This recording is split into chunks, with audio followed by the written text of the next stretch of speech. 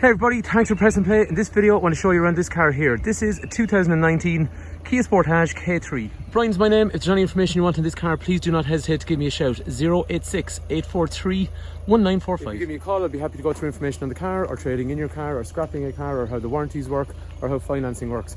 And we are Fitzpatricks Garage, a family run business in operation for almost 70 years.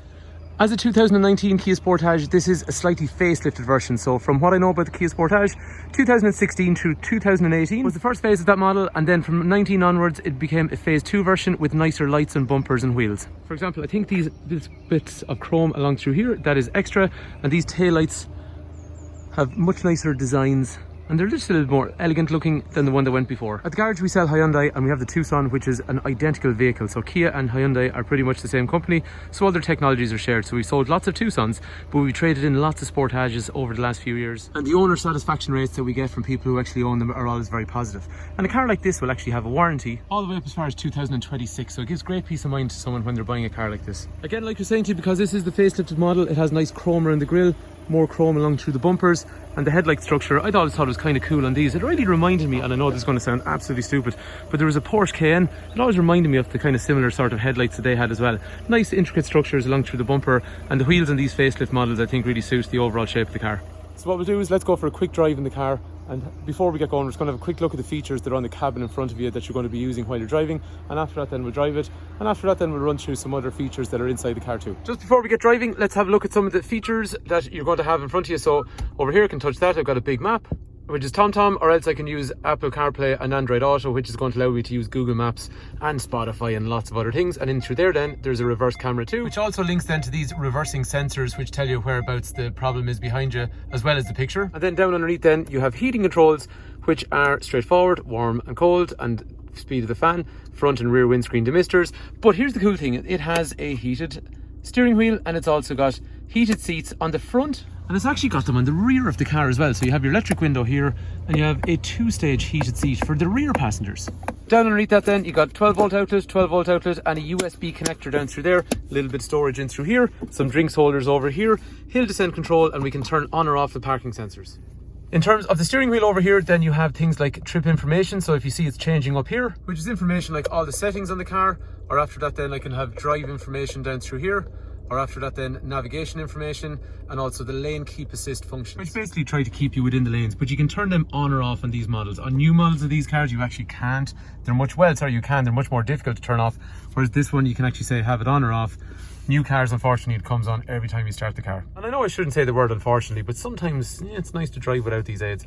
After that then, controls over here for Bluetooth and voice activation from here. And down on the driver's side then, piano black along through here, and electrics for windows and mirrors. And the other thing as well is these are folding wing mirrors, but they're folding from the key. So that means when I lock the car, wing mirrors come in, and when I unlock the car, wing mirrors come back out. And the final thing just before we get going is it also has automatic lights, which means they come on automatically at night time themselves. And what's cool, I like the way it does this these days. You can actually turn it on or off, and it actually tells you exactly what lighting setting it's on. And it's got one other thing, auto dip, which means basically if you encounter traffic coming towards you, the lights will dip, or if you go into an urban area, and if you go into the countryside, they'll actually go into full lights by themselves. So it's really good. Up here then there's electrochromatic rear mirror, which means it darkens itself if someone drives up behind you. Anyway, let's get going for a drive in the car.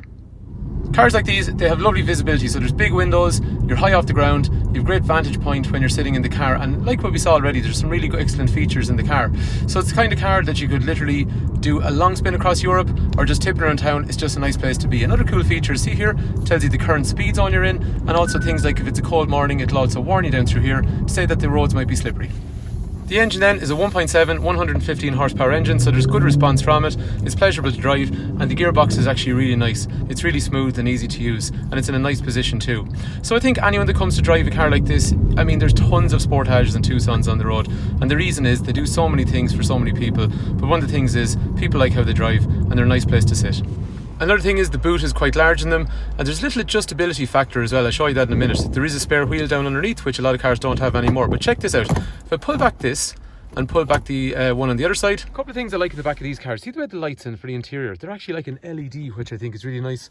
And then you have another light back through here as well, which can be operated when the doors open and close. There is heated seats like we talked about. There is also electrics for rear windows, and then after that there's going to be a child lock obviously for the doors. But the other thing as well is you see the way I moved the parcel shelf in the rear of the car. If I let this back, I can actually recline the seats. Looks like a small thing, it makes a massive difference. It's much nicer sitting back and reclining. You feel like you have a lot more space. It's a lot more comfortable actually. I'd like to travel in the back of a car like this. Never had the chance to do it, but I'd say it's really, really nice. And one other thing down here then, they have a little bit of an advantage over the Tucson, which is a very similar car. It has a 12 volt here, that's fine, the Tucson had that, but it actually has a USB in the back, which makes a lot more sense. And after that then, it's also got ventilation for the rear passengers in through here, and there's also some kangaroo storage on both the rear seats. And the other thing about this car, it has this lovely kind of two-tone interior as well, so it makes it kind of quite bright inside as well. So I think it's fair to say it's a nice looking vehicle inside, and it's actually really well equipped as well. And I think externally this is quite a smart colour as well, and the K3 model with the facelift is also a good looking vehicle. So like we're saying to you, we are Fitzpatrick's Garage, a family run business in operation for almost 70 years. If any information you want on the car, call, text, WhatsApp 086 843 1945. Brian is my name, and if you want information like we're saying on trading in a car or scrapping a car or just about the car in general or how the warranties work or servicing or whatever it is, we'd be happy to talk to you. Hopefully the video is useful. Thanks for taking time to watch.